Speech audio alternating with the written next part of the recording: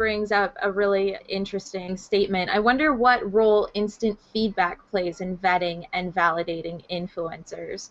It's basically magnified the pressures. We used to think of an influencer, somebody who had a certain following, and that following gave them some kind of credibility, and then we're able to take their opinion on board.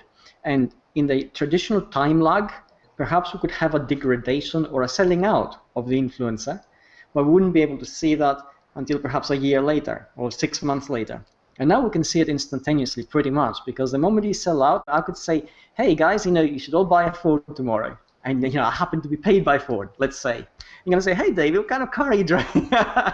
It becomes suspect immediately, right? So that immediately changes everything. I think it keeps everybody more honest. And in many ways, and I love this, this is the panopticon world, right? We can see everybody in all directions at all times.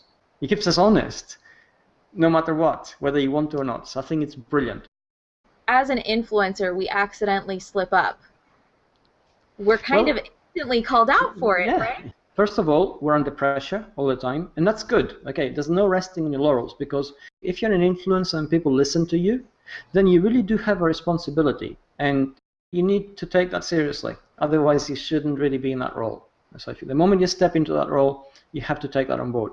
The second thing is that the moment you step into that role, there's nothing which is given. The divine right of kings to rule is long gone.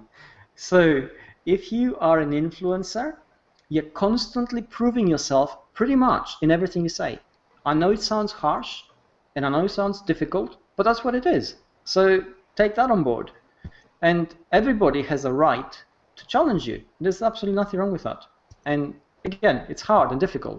You really have to know what you're talking about when you're going to take on that influencer role. And I think you also have to, you kind of have to have a thick skin. This is where semantics come in, and semantic web and semantic search.